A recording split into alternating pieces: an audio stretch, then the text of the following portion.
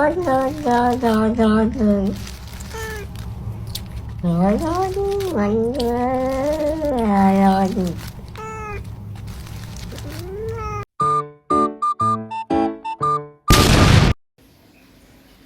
peta. Peta adalah gambar permukaan bumi yang diperkecil atau ditampilkan pada bidang datar. Sedangkan menurut Tica, peta adalah suatu gambaran atau representasi unsur-unsur ketampakan abstrak yang dipilih dari permukaan bumi yang berkaitan dengan permukaan bumi atau benda-benda angkasa. Ilmu pengetahuan yang mempelajari peta adalah kartografi, sedangkan orang yang ahli disebut kartograf.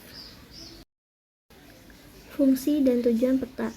Tujuan peta adalah untuk menyimpan data tentang objek geografi. Fungsinya menunjukkan lokasi, menunjukkan arah, jarak, dan luas suatu wilayah, menggambarkan bentuk berbagai objek geografi baik fisik atau sosial, menggambarkan dinamika segala fenomena geografi. Jenis-jenis peta. Peta berdasar skala digolongkan menjadi 3. Yang pertama ada peta skala besar. Peta yang skalanya kurang dari 1:250.000. Yang kedua ada peta skala sedang. Peta yang skalanya 1:250.000 hingga 1:500.000. Dan yang terakhir ada peta skala kecil. Peta yang skalanya lebih dari 1:500.000. Jenis peta berdasarkan isinya ada 2, yaitu peta umum dan peta khusus. Yang pertama di sini ada peta umum yang memiliki arti menggambarkan wilayah muka tertentu beserta objek yang ada, baik alami atau buatan. Contoh peta umum yang pertama ada peta topografi yang memiliki arti menggambarkan bentuk dan ukuran tepat dari relief permukaan bumi, seperti danau, sungai, dan bukit. Yang kedua ada peta korografi yang memiliki arti menggambarkan permukaan bumi secara umum, seperti peta negara dan peta dunia. Kedua, ada peta khusus atau biasa sering disebut dengan peta tematik. Peta tematik memiliki arti peta yang menggambarkan satu jenis kenampakan, fenomena tertentu, baik fisik maupun sosial. Contoh peta tematik yang pertama ada peta geologi. Peta geologi yaitu peta yang menggambarkan berbagai jenis batuan dan bahan induknya pada wilayah tertentu. Yang kedua, ada peta kepadatan penduduk. Peta yang menggambarkan perbandingan jumlah penduduk dengan luas suatu wilayah. Yang ketiga, ada peta transportasi. Peta yang menggambarkan jalur lalu lintas darat, laut, atau udara pada wilayah tertentu. Jenis peta berdasarkan bentuk dan sifat datanya. Peta berdasarkan bentuk dan sifat data adalah peta stasioner dan peta dinamis. Yang pertama, peta stasioner. Peta stasioner menggambarkan keadaan permukaan bumi dengan jarak bersifat relatif tetap. Contoh peta stasioner adalah peta topografi, peta geologi, dan peta jenis tanah. Yang kedua, ada peta dinamis. Peta dinamis menggambarkan keadaan permukaan bumi yang bersifat selalu berubah. Contoh peta dinamis adalah peta kepadatan penduduk, peta persebaran penduduk, peta persebaran bencana alam, dan peta jaringan komunikasi. Oke, di sini kita akan membahas analisis data. Teori lokasi industri adalah kegiatan pengubahan suatu komoditi menjadi lebih bermanfaat. 3 kegiatan utama, yaitu pengumpulan bahan mentah, peningkatan kegunaan, pendistribusian hasil industri. Teori industri oleh Weber menyatakan bahwa lokasi-lokasi industri dipilih di tempat yang memerlukan biaya paling minimal. Untuk itu, Weber menyusun model berupa segitiga lokasi atau location triangle yang menjelaskan letak industri dengan biaya rendah. Teori lokasi pertanian merupakan kegiatan mengolah tanah atau lahan agar dapat ditanami dengan tanaman-tanaman tertentu untuk kelangsungan hidup manusia. Teori lokasi pertanian dipelopori oleh Fontaine. Ia mengungkapkan teori berupa suatu pola produksi pertanian yang dihubungkan dengan tata guna lahan. Komponen peta. Apa itu komponen peta? Komponen peta adalah unsur-unsur yang digunakan untuk melengkapi sebuah peta.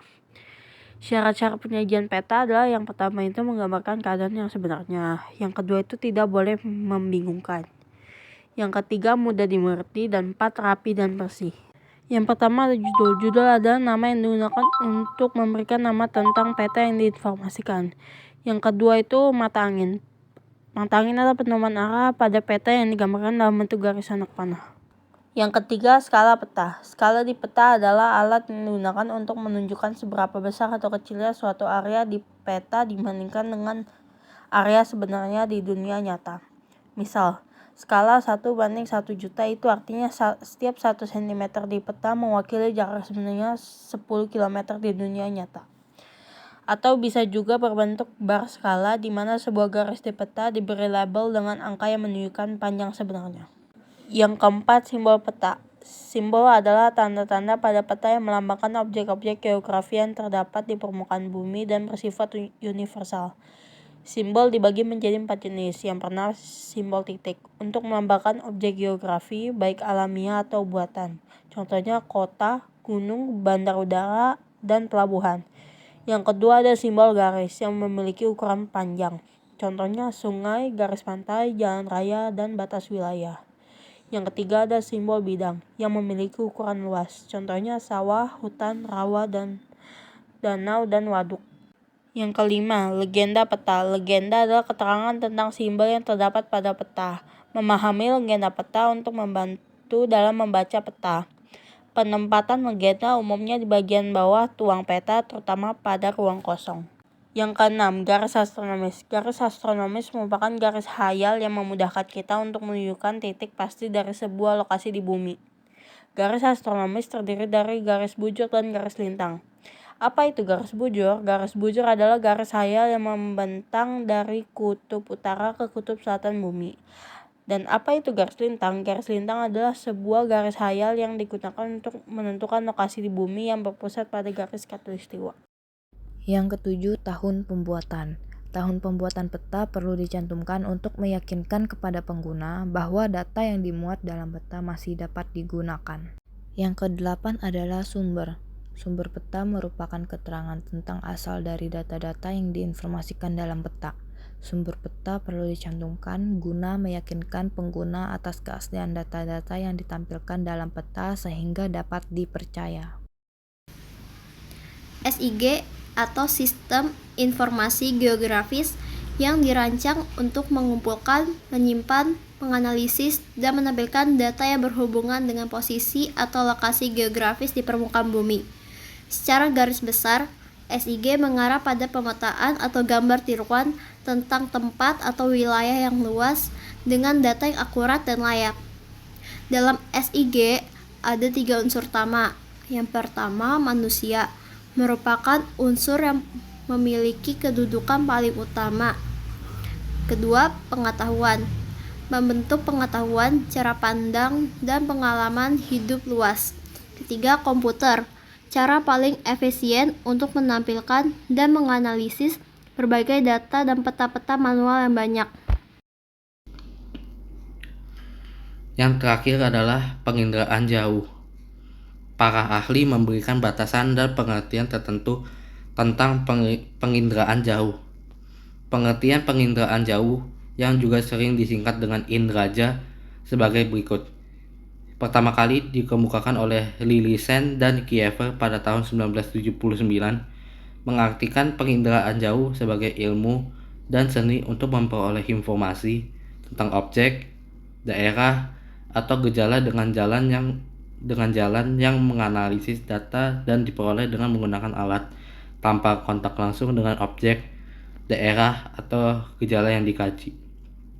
Lalu yang kedua dikemukakan oleh Lindgren pada tahun 1985, mengartikan penginderaan jarak jauh sebagai teknik yang dikembangkan untuk perolehan dan menganalisis informasi tentang bumi.